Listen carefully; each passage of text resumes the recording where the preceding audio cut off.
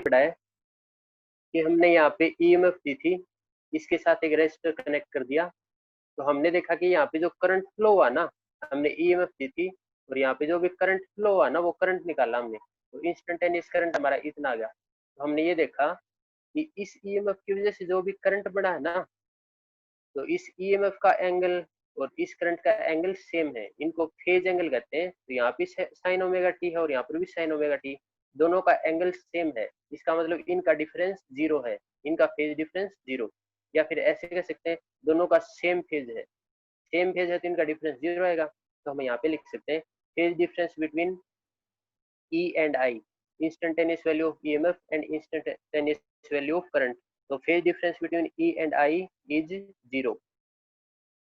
तो phase difference zero होगा EMF और करंट के बीच में कब होगा, जब सर्किट के अंदर ओनली रेजिस्टर कनेक्टेड होगा। क्या है, AC circuit with resistor only. अगर ओनली रेजिस्टेंस कनेक्टेड है, रेजिस्टर कनेक्टेड है, तो इनका फेज डिफरेंस कितना होगा, जीरो। इसका हम ग्राफ बनाते हैं।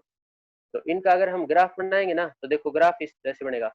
यहाँ पे हमने ले लिया ओमेगा टी, यहाँ पे हम ईएमएफ भी ले सकते हैं और करंट भी ले सकते हैं। इस एक्सिस पे ईएमएफ का करंट ले लिया, यहाँ पे ओमेगा टी, और इनका अगर हम ग्राफ देखेंगे ना, तो ग्राफ में देखो साइन ओमेगा टी है, ईएमएफ में भी साइन है, तो साइन का ग्राफ कैसे बनता है, या ओरिजिन से स्टार्ट होता है, तो साइन का ग्राफ इस तरह से बनता है। दोनों का फेज एंगल सेम है, इसमें भी ओमेगा टी है, ईएमएफ में भी ओमेगा टी है। दोनों का फेज एंगल अगर सेम है तो दोनों सेम पॉइंट से स्टार्ट होंगे। तो यहाँ पे अगर हमने ईएमएफ मान ली, तो थोड़ा सा नीचे से यहाँ से ऐसे कर दो, इनका एंगल सेम है ना, फेज सेम है, फेज सेम है, इसका मतलब ये है कि दोनों सेम पॉइंट से स्टार्ट होंगे, दोनों सेम पॉइंट से, इस तरह से। तो सॉलिड लाइन ईएमएफ को रिप्रेजेंट करती है, तो डॉटेड लाइन है ये करंट को रिप्रेजेंट करेगी, डॉटेड लाइन है ये करंट को। और इसका ये क्या है कि ये करंट का एम्पलीट्यूड, ये क्या है, ईएमएफ का एम्पलीट्यूड। तो एम्पलीट्यूड दोनों के अपने अपने हैं, ईएमएफ का अलग है और करंट का अलग है, पर फेज दोनों का सेम है। और फेज दोनों का सेम है, इसका मतलब सेम पॉइंट से स्टार्ट होंगे, यहाँ पर भी सेम पॉइंट पे कट करेंगे, यहाँ पे भी सेम पॉइंट पे। अब इनका फेजर डायग्राम बनाते हैं, फेजर डायग्राम जो मैंने थोड़ी देर पहले बताया था। तो फेजर डायग्राम इस तरह से बनाते हैं, ये है फेजर डायग्राम, इंपॉर्टेंट है फेजर डायग्राम। फेजर डायग्राम कैसे बनाते हैं देखो,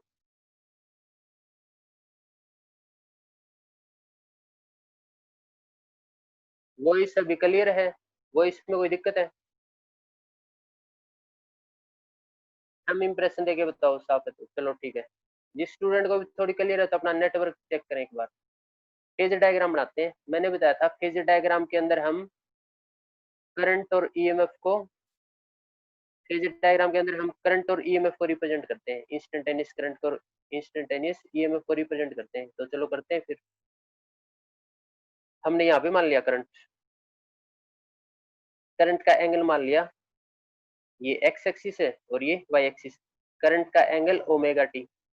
तो करंट का एंगल अगर ओमेगा टी है, तो ईएमएफ का एंगल भी तो ओमेगा टी है ना, दोनों का सेम है। और दोनों का सेम है, इसका मतलब अगर करंट इस डायरेक्शन में है ना, तो ईएमएफ भी इसी डायरेक्शन में है, ईएमएफ भी इसी डायरेक्शन में है, तो ये है फेज एंगल। अगर ईएमएफ का एंगल ज्यादा होता है ना, तो ईएमएफ को थोड़ा आगे से रिप्रेजेंट कर देते हैं, हम यहाँ से कर देते हैं। लेकिन जब सर्किट के अंदर ओनली रेजिस्टर कनेक्टेड है, उस टाइम पे करंट और ईएमएफ का फेज एंगल सेम है, both are in same phase, और इनका फेज डिफरेंस है वो जीरो है, क्योंकि ओमेगा टी में से ओमेगा टी को सब्ट्रैक्ट करेंगे तो जीरो आएगा। तो हमने ये ध्यान रखना है, when only resistor is connected in the circuit, then phase difference between E and I is zero, और both are in same phase। अब ऐसा ही एक नेक्स्ट टॉपिक पढ़ते हैं, इसमें हमने पढ़ा है AC circuit with resistor only, अब पढ़ेंगे AC circuit with inductor only. Inductor हमने पढ़ रखा है, सोलेनोइड था इस तरह से स्प्रिंग जैसा, उसको इंडक्टर कहते हैं। तो नेक्स्ट पढ़ते हैं हम, नेक्स्ट पढ़ते हैं AC circuit, AC circuit with inductor only, इस सर्किट में ओनली इंडक्टर लगाएं तो क्या होगा।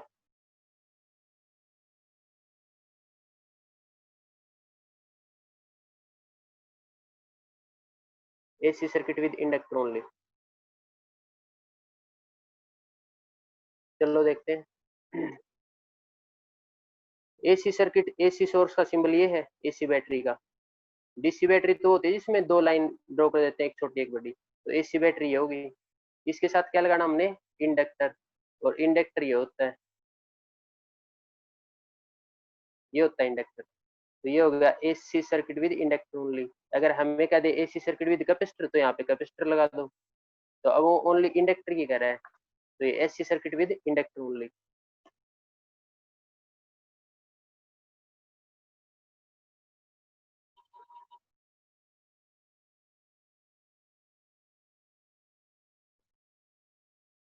देखो तो आगे सोल्व करते हैं इसको।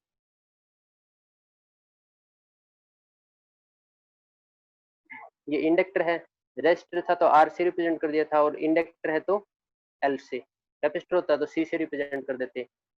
इसकी वोल्टेज, इसकी ईएमएफ को हम कैसे रिप्रेजेंट करेंगे, इसके अंदर इंस्टेंटेनियस ईएमएफ है, E is equal to E naught sine omega t. जो पहले वाला सर्किट था ना, वही सेम सर्किट है, बस रेजिस्टर की जगह इंडक्टर लगा दिया। हेडिंग भी तो वही है, यहाँ पे रेजिस्टर था, यहाँ पे इंडक्टर कर दिया, AC circuit with inductor only, तो इंडक्टर लगा दिया। अब क्या होगा, चलो देखते हैं। जैसे ही सोर्स को हमने यहाँ से ऑन किया ना, ऑन किया तो करंट फ्लो होना स्टार्ट किया, करंट फ्लो होना स्टार्ट हुआ, वो करंट इसके अंदर जाएगा ना, तो इसके अंदर इंड्यूस्ड ईएमएफ बनेगी, और वो ईएमएफ ऐसी बनेगी, यहाँ से जो करंट इंक्रीज हो रहा है ना, उसको डिक्रीज करेगा, क्योंकि हम पहले पढ़ चुके हैं सेल्फ इंडक्शन सोलेनोइड, है ना। तो उसमें इंड्यूस्ड ईएमएफ बनती थी लेंज लॉ के अकॉर्डिंग, वो ईएमएफ इस तरह से बनती थी, वो इसको अपोज करती थी, अपोज। तो यहाँ पे ईएमएफ बनेगी, यहाँ पे कितनी ईएमएफ बनेगी, इसके इक्वल ही बनेगी, यहाँ पे जितनी है ना उतनी ही ईएमएफ यहाँ पे बनेगी, ठीक है। तो स्टार्टिंग में सबसे पहले हमने जो अभी पढ़ा था ना डेरिवेशन, हमने ये पढ़ा था, कहाँ से हम स्टार्ट करते हैं, इंस्टेंटेनियस वैल्यू ऑफ ईएमएफ से, उसके बाद वोल्टेज ड्रॉप निकालते हैं। तो इस ईएमएफ से स्टार्ट करके, और हमने करंट निकालना होता है, करंट, और करंट निकाल के हम इन दोनों की ये फेज डिफरेंस कंपेयर करेंगे, है ना। आगे ऐसे बहुत और भी डेरिवेशन करने हैं, सभी के अंदर एक ही काम है, ईएमएफ से स्टार्ट करो और फिर स्टार्ट करके करंट निकाल लो, और इस ईएमएफ का और करंट का ये एंगल देखो, फेज कंपेयर करना है, और उसी के हिसाब से फेजर डायग्राम बनाना है। इसके अंदर भी हम ये करेंगे, ईएमएफ हमने यहाँ से दी, तो ईएमएफ से स्टार्ट करते हैं और डेरिवेशन करके करंट निकालते हैं। करंट निकालने के बाद हम देखेंगे कि दोनों का फेज डिफरेंस क्या आया। चलो देखते हैं फिर क्या लिखें, इंस्टेंटेनियस वैल्यू ऑफ ईएमएफ, और इंस्टेंटेनियस वैल्यू ऑफ ईएमएफ कितनी है, E is equal to E naught sine omega t, E is equal to E naught sine omega t. ये फर्स्ट इक्वेशन है, हमेशा यहाँ से स्टार्ट करेंगे हम, ठीक है। इसके अंदर जो ईएमएफ पड़ी है ना, यहाँ पे ड्रॉप हुई है ईएमएफ, मैं यहाँ पे लिख लेता हूँ। तो इसके अंदर जो भी ईएमएफ ड्रॉप हुई है उसको स्मॉल ई से रिप्रेजेंट कर देते हैं, कि इसके अंदर जो भी ईएमएफ बनी है, इंडक्टर के अंदर जो ईएमएफ बनती है वो minus L D I by D T. हमने सेल्फ इंडक्शन पढ़ा था, कोफिशिएंट ऑफ सेल्फ इंडक्शन वहां पे पढ़ा था, है ना। तो ईएमएफ बनती है E equal to minus L D I by D T. यहाँ पे जितनी ईएमएफ है उतनी ही ड्रॉप होगी यहाँ पे, ठीक है। ये माइनस क्या है, माइनस तो ये रिप्रेजेंट करता है कि ये ईएमएफ इसको अपोज कर रही है, जो करंट इसको प्रोड्यूस कर रहा है ना उसी को अपोज कर रही है, मतलब ये ईएमएफ है, ये करंट के अपोजिट डायरेक्शन में इसको अपोज कर रही है, ठीक है। तो अब लिख लेते हैं यहाँ पे इंड्यूस्ड ईएमएफ, उसमें जो भी ईएमएफ पड़ेगी ना वो कितनी बनी, इंड्यूस्ड ईएमएफ, कितनी है इंड्यूस्ड ईएमएफ, इसके इक्वल बनेगी, और इसके इक्वल बनेगी तो E equal to L D I by D T. ये ईएमएफ है, ये इसी के इक्वल बनेगी। माइनस क्या रिप्रेजेंट कर रहा है, अपोजिशन को रिप्रेजेंट कर रहा है, हमने मैग्नीट्यूड कंपेयर कर लिए, ठीक है। ईएमएफ से स्टार्ट करके हमने निकालना क्या है, करंट निकालना है, ये करंट निकालना है, बाकी सारे को इधर ले जाओ, इसको इधर लेके जाएंगे तो ई डी टी बन गया, है ना। इसको इधर लेके जाएंगे तो एल को नीचे ले आओ, एल इसके नीचे आ गया, इधर डी आई बच गया, तो डी आई बच गया, है ना। तो हमने डी आई की वैल्यू निकाल ली, सारे को इधर ले गए, तो ई के साथ में डी टी का मल्टीप्लाई हो जाएगा और एल नीचे आ जाएगा, इतना आ गया, ठीक है। आगे सोल्व करते हैं, आगे सोल्व करते हैं तो देखो, ये ईएमएफ, ये वाली ईएमएफ है, इस ई की वैल्यू पुट कर दो, तो इसकी ई की वैल्यू यहाँ पे वैल्यू पुट कर देते हैं, तो इस ई की वैल्यू पुट करेंगे तो ई नोट साइन ओमेगा टी, साथ में डी टी, नीचे एल, कर दी वैल्यू पुट।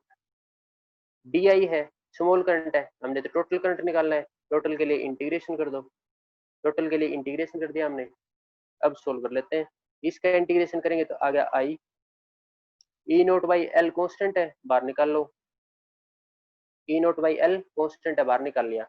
और इसका इंटीग्रेशन करते हैं, साइन ओमेगा टी का इंटीग्रेशन, साइन का इंटीग्रेशन होता है माइनस कोस ओमेगा टी, और ओमेगा टी का नीचे डिफरेंशिएशन करेंगे तो आएगा ओमेगा। तो ई नोट बाई एल को बाहर निकाल लिया, इसका integration minus cos omega T का नीचे डिफरेंशिएशन करना पड़ेगा, तो ओमेगा टी का टी का वन होता है डिफरेंशिएशन, तो ओमेगा आ गया, मतलब इसका इंटीग्रेशन सारा इतना आ गया। ठीक है, अब देखो आगे, ओमेगा को बाहर निकाल लेते हैं यहाँ पे, तो ओमेगा के यहाँ से बाहर निकाल लेते हैं, तो ये आ गया ई नोट और ओमेगा एल, है ना, ये ओमेगा बाहर आ गया, ओमेगा एल, क्या बच गया, ये बच गया माइनस कोस ओमेगा टी, इतना बच गया माइनस कोस ओमेगा टी। और माइनस कोस ओमेगा टी को हम ऐसे लिख सकते हैं, ये तो एज इट इज, और इसको हम ऐसे लिख सकते हैं, माइनस कोस ओमेगा टी को साइन थीटा की फॉर्म में लिख सकते हैं, साइन थीटा, साइन थीटा की फॉर्म में कैसे लिख सकते हैं, 9t माइनस ओमेगा टी, ऐसे लिख सकते हैं। देखो 90 पे एंगल चेंज हो जाता है, कौन सा एंगल चेंज हो जाता है, 90 पे एंगल चेंज होगा, साइन थीटा कोस थीटा में कन्वर्ट हो जाएगा, साइन थीटा हो कोस थीटा में, तो हम इस कोस थीटा की जगह ये लिख लिया हमने, साइन 90 माइनस थीटा, और साथ में इसके माइनस भी है, तो ये माइनस एज इट इज रखा है यहाँ पे, तो कोस ओमेगा टी की जगह लिख लिया हमने साइन 90 माइनस थीटा, क्योंकि 90 पे एंगल चेंज हो गया, कोस थीटा बन जाएगा, तो एज इट इज हो जाएगा माइनस एज इट इज। ये माइनस अब अंदर लेके जाएंगे, तो माइनस अंदर लेके जाएंगे तो ये तो माइनस का हो जाएगा, और ये प्लस का, तो इसको हम ऐसे लिख सकते हैं, ई नोट ओमेगा एल, ये ई है ओमेगा एल, ये माइनस अंदर जाएगा, तो यहाँ पे हो जाएगा साइन, ये माइनस का हो जाएगा, ये प्लस का, प्लस वाले को पहले लिख लेते हैं और माइनस वाले को बाद में, माइनस वाले को बाद में, तो हमारे पास क्या आ गया, ये करंट आ गया हमारे पास ये। अब देखो, इसकी जगह हम ये लिख सकते हैं, इसकी जगह हम ये लिख सकते हैं आई नोट, क्योंकि पीछे वाला डेरिवेशन देखो, आई नोट, तो हम आई नोट लिख सकते हैं, तो इसकी जगह लिख लिया हमने आई नोट। इसका मतलब नीचे तो रेजिस्टेंस है, क्योंकि करंट क्या होता है, वोल्टेज अपन में रेजिस्टेंस, इसका मतलब ये रेजिस्टेंस है, किसका रेजिस्टेंस है, ये लगा रखा, तो इंडक्टर का रेजिस्टेंस है, तो इसकी जगह हमने आई नोट लिख दिया, ये सारा एज इट इज क्या है, सारा sign omega T minus pi by to, इतना आ गए। साथ में हम ये भी बता देंगे कि हमने ये लिखा है ई नोट बाई ओमेगा एल, और ये हमारे पास आ गया करंट, ये हमारे पास करंट, हमने ईएमएफ से स्टार्ट करना होता है, ईएमएफ से, ये फर्स्ट इक्वेशन थी, और डेरिवेशन करके करंट निकालना होता है, हमने निकाल दिया करंट, इसमें इसकी जगह हमने आई नोट लिखा और आई नोट लिखा ई नोट बाई, इस ओमेगा एल को एक्स एल से रिप्रेजेंट करते हैं, ये एल नीचे लगा दिया, ये एक्स एल क्या है, ये क्या बताया था मैंने, रेजिस्टेंस, किसका रेजिस्टेंस है, इंडक्टर का, तो ये इंडक्टर का रेजिस्टेंस है, इंडक्टर के रेजिस्टेंस को एक्सएल से रिप्रेजेंट करते हैं, और इसका नाम है inductive reactance, inductive reactance. Resistor के अंदर जो भी अपोजिशन होता है ना, रेजिस्टर के अंदर जो भी अपोजिशन होता है उसको रेजिस्टेंस कहते हैं, और इंडक्टर के अंदर जो भी अपोजिशन होता है ना, इंडक्टर के अंदर जो भी अपोजिशन वो होता है एक्स एल, इसका फॉर्मूला होता है ओमेगा एल, और इंडक्टर के अंदर जो भी अपोजिशन होता है उसको कहते हैं क्या है, इंडक्टिव, इंडक्टिव रिएक्टेंस। तो बार बार न्यूमेरिकल में भी यूज होगा ये कि एक्सएल की वैल्यू ओमेगा एल है। अब देखो हमने करना क्या था, हमने तो कंपेयर करना था, क्या कंपेयर करना था, ईएमएफ और करंट को, ईएमएफ का एंगल कितना है साइन ओमेगा टी, करंट का एंगल कितना है sign omega T minus pi by to, तो हमने ये देखा यहाँ पे ओमेगा टी में से कुछ कम कर रखा है ना, 90 का एंगल कम हो गया, यहाँ पे ओमेगा टी था ना, यहाँ पे ओमेगा टी में से 90 एंगल कम हो गया, इसका मतलब करंट पीछे चल रहा है, ये कम हो गया, इसका मतलब करंट पीछे चल रहा है, तो यहाँ पे current lags behind EMF.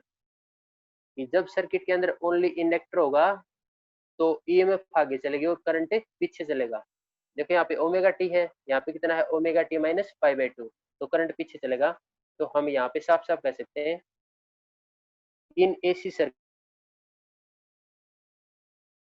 Current lags behind EMF by phase difference of pi by two. यहाँ 90 डिग्री पीछे कौन चल रहा है, current. Current lags behind EMF, है ना, या फिर ईएमएफ आगे है ना, करंट पीछे है ईएमएफ आगे, तो ऐसा भी कह सकते हैं ईएमएफ लीड्स द करंट, ऐसा भी कह सकते हैं। अब इनके डायग्राम बनाएंगे। कौन से डायग्राम, ये फेजर डायग्राम।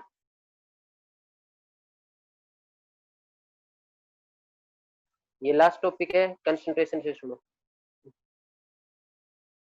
देखो डायग्राम बनाते हैं। डायग्राम जो करंट आया है वो तो इतना आया है omega T minus pi by to, और हमारे पास जो भी ईएमएफ थी ना वो इतनी थी साइन ओमेगा टी। हमने देखा कि ईएमएफ में ओमेगा टी है और करंट में माइनस ओमेगा टी हो गया, है ना, omega T minus pi by to, तो ये थोड़ा कम हो गया तो करंट पीछे चलेगा। तो दोनों में साइन है तो ग्राफ तो इस तरह से ही बनेगा, दोनों में साइन है तो ग्राफ तो इस तरह से ही बनेगा। ये ओमेगा टी है ना, तो ये ईएमएफ मान लिया हमने, ये ईएमएफ है ना, ये ईएमएफ है, ये वाई एक्सिस, ये एक्स एक्सिस। यहाँ पे ओमेगा टी लेते हैं हम, इस एक्सिस पे ओमेगा टी, और यहाँ पे इस एक्सिस पे करंट या फिर ईएमएफ, इनमें से लेते हैं। तो हमने दोनों ले लिया। ईएमएफ का ग्राफ बनाएंगे तो ऐसा, और करंट का बनाएंगे तो करंट तो देखो करंट के अंदर एंगल में माइनस पाई बाई टू, है ना, 90 डिग्री कम है, 90 डिग्री कम है तो इससे नीचे से स्टार्ट करेंगे, इससे नीचे से। अगर यहाँ पे प्लस होता ना तो इससे ऊपर से स्टार्ट करते हैं, इसमें माइनस है तो करंट नीचे से स्टार्ट होगा, और नीचे से यहाँ से स्टार्ट करेंगे, यहाँ से ऐसे करके शेप वही साइन वाली बना देंगे, ऐसे करके, इस तरह से करके, इस तरह से। यहाँ पे होता है जीरो, यहाँ पे कितना होता है पाई, साइकिल जहाँ पे पूरी हो जाएगी वहां पे 2 पाई। तो ये ग्राफ में रिप्रेजेंट कर दिया हमने।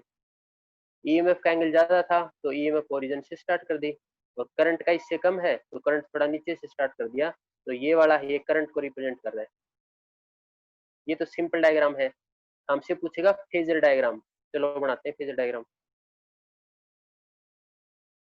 हमने करंट और ईएमएफ को as a rotating vector represent करना है।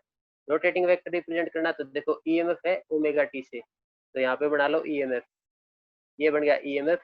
ईएमएफ का एंगल कितना है ओमेगा टी, तो ओमेगा टी यहाँ पे बना देंगे, क्योंकि एंगल ओरिजेंटल डायरेक्शन से ही तो बनाते हैं, मान लो 30 डिग्री है 60 डिग्री है इसी से बनाते हैं एंगल, तो ठीक है तो बना दिया हमने। ईएमएफ का गया ओमेगा टी, तो ओमेगा टी में से 90 कम है ना, 90 कम, इसका मतलब करंट पीछे है, कितना पीछे है 90 डिग्री। किससे पीछे है, ईएमएफ से। Current lags behind EMF by phase angle,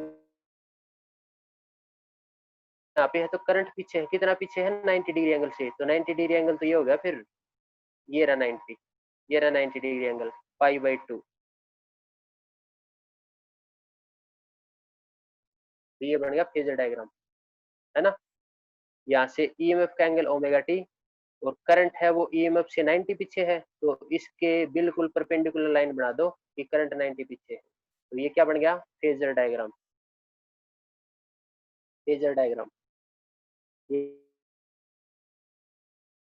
है जब सर्किट में ओनली इंडक्टर कनेक्टेड है। तो बताओ यहाँ तक डाउट है तो किसी को, तो एक बार फिर रिवाइज कर लेते हैं, ये इंपॉर्टेंट टॉपिक है। अब तक जो हमने पढ़ा है, कल पढ़ा था मीन वैल्यू ऑफ एसी, आज हमने पढ़ा आरएमएस वैल्यू ऑफ एसी, दोनों इंपॉर्टेंट है। तीसरा हमने पढ़ा है फेजर डायग्राम और इससे रिलेटेड, इस सर्किट के अंदर अगर ओनली रेजिस्टर कनेक्टेड है तो हमने ईएमएफ से स्टार्ट करके और करंट निकाला, फिर हमने इनके फेज देखे, और फेज हमने देखे तो देखे कि सेम फेज है, तो इसका हमने फेजर डायग्राम बनाया कि दोनों का फेज सेम है तो सेम डायरेक्शन में है ना। कितना फेज है दोनों का, फेज का मतलब एंगल ओमेगा टी है।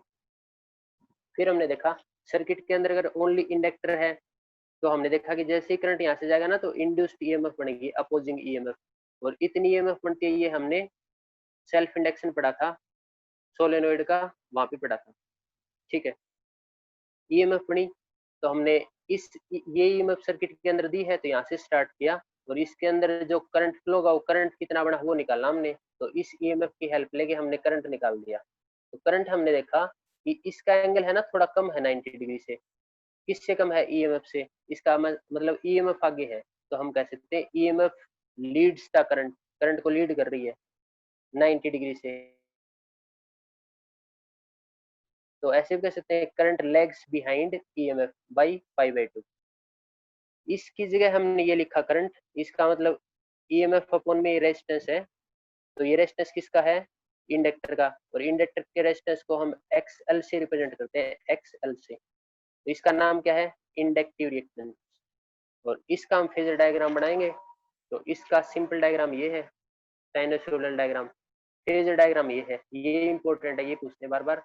तो ईएमएफ का फॉर्मूला ये है, तो इसमें एंगल ओमेगा टी है, और ओमेगा टी है तो ये बना दिया ईएमएफ का एंगल, है ना, हॉरिजॉन्टल डायरेक्शन से ओमेगा टी। फिर कह रहा है कि करंट पीछे है 90 डिग्री एंगल से, और करंट पीछे है तो इससे 90 पीछे इधर बना दो। अगर यहाँ पे प्लस होता ना तो करंट आगे होता, और आगे होता इधर बनाते, अब पीछे है तो यहाँ पे बना दिया, तो ये है फेजर डायग्राम। ओके, किस किस को समझ में आया, थंब इंप्रेशन देके बताओ।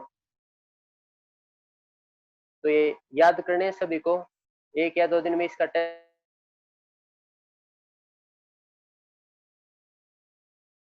फिर ये वर्त को समझ में नहीं आया,